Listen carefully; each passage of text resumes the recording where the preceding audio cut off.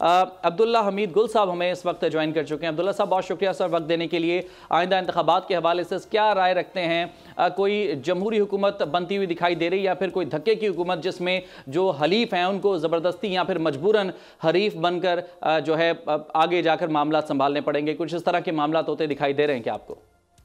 बिस्मिल्लाहिर्रहमानिर्रहीम। देखिए, मैं समझता हूँ कि बड़ी अजीबो गरीब सूरत हाल हुई हुई है।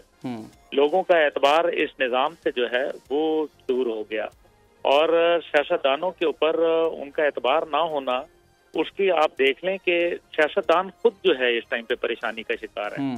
दूसरी तरफ जो है ये सारी चीजें अपनी जगह, आवाम जो है वो इस सारे जब कॉम्प्रोमाइजेस होते हैं तो उसमें पिस जाती है, क्योंकि आवाम ने तो एक पार्टी के मंशूर को साथ अपना जो है लगाव रखा होता है, लेकिन जब वो पार्टी अपने मंशूर की कुर्बानी अपनी जात के लिए, अपने मफाद के लिए। अब्दुल्ला साहब बहुत माजरत के साथ मुझे एक ब्रेक के लिए कहा, वो यहीं से कंटिन्यू करेंगे। अब्दुल्ला हमीद गुल साहब, अपनी बात को कंटिन्यू कीजिएगा। जो तमाम तर मामला हम डिस्कस कर रहे हैं, नई सियासी जमातों की एंट्री हुई, इसको भी जरा इंक्लूड कीजिएगा। ये एक पॉजिटिव चीज़ है वैसे तो जमहूरियत के लिए। देखिए, मैं गुजारिश यही कर रहा था कि क्या वजह है कि लोगों का एतमाद इस इलेक्शन के प्रोसेस के ऊपर से कम होता जा रहा है। सियासतदानों को सोचना चाहिए और ये लम्हा फिक्रिया है, क्योंकि अगर लोग वोट नहीं देंगे, कुंवर दिलशाद साहब मौजूद हैं, वो जानते हैं कि एक खास तनासब से गालिबन 37% है, जिससे अगर वोट नहीं लोग कास्ट करते तो इलेक्शन जो है वो बिल्कुल उसको नल एंड वॉइड हो जाता है और उसकी कोई हैसियत नहीं रहती। तो मकसद ये है कि मुल्क में 13 करोड़ और 85 लाख वोटर हैं और इसमें से पिछली दफा अगर आप फर्ज करें 2 करोड़ काम ही कर लें तो पिछली दफा कितने वोट कास्ट हुए, ये देखने वाली बात है। तो मकसद ये है कि क्या सियासतदानों को ये समझना नहीं चाहिए कि उनकी परफॉर्मेंस इतनी कमजोर क्यों है? क्या वजह है कि वो एक पार्टी अपनी हुकूमत नहीं कायम कर सकती और उसको दूसरे इत्तेहादों की जरूरत पड़ती है।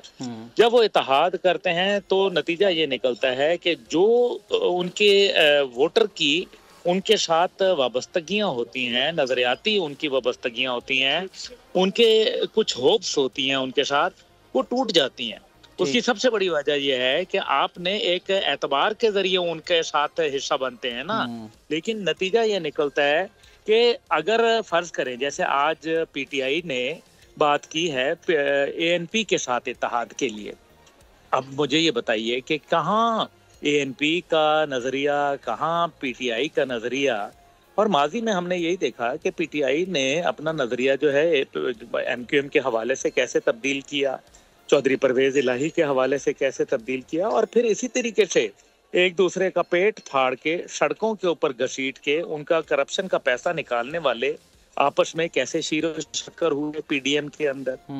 तो मकसद यहाँ ये है कि जब आप ये काम करते हैं तो अवाम के दिलों में जो है वो इज्जत में कमी आ जाती है। इसलिए पाकिस्तान के अंदर हमें मजबूत लोगों को लाना चाहिए। बिल्कुल, मजबूत लोगों को भी लाने चाहिए और मजबूत फैसले, बड़ी जरूरत है इस चीज की भी कि ऐसे फैसले किए जाएं जो कि बड़ी देर तक। जी, एक गुजारिश कर दूं ताकि कुंवर दिलशाद साहब उसका बेहतर जवाब दे सकेंगे। मेरा सवाल कुंवर दिलशाद साहब से भी है, क्या इलेक्शन कमीशन का ये फर्ज नहीं बनता कि जो अवाम के साथ झूठे मंशूर के ऊपर, टीवियों के ऊपर, अखबारों के सामने जो और अवाम के सामने जलसे जलूसों के अंदर, रैलियों में जब वादे करते हैं कि हम ये करेंगे वो करेंगे, कोई घरों का लालच देता है तो कोई रोटी कपड़े मकान का देता है, कोई नौकरियों का देता है तो कोई पता नहीं किसी और जो रिवायती ख्वाब दिखाए जाते हैं। जी हाँ, और जब वो ख्वाब जो है उनको कहीं अशरे अशीर भी उनका पूरा नहीं होता तो हु इज रिस्पॉन्सिबल?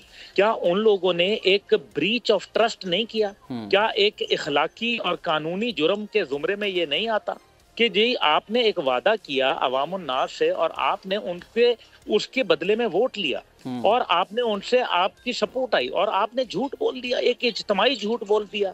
तो क्या ऐसे लोगों का कोई मुहासबा होना चाहिए? बिल्कुल, अगर ये नहीं होगा, इस पर भी पूछते हैं कमर साहब से कि फॉलो अप का भी क्या कोई सिलसिला पॉसिबल है? सब्सक्राइब करें और बेल दबाएं ताकि कोई खबर रह न जाए।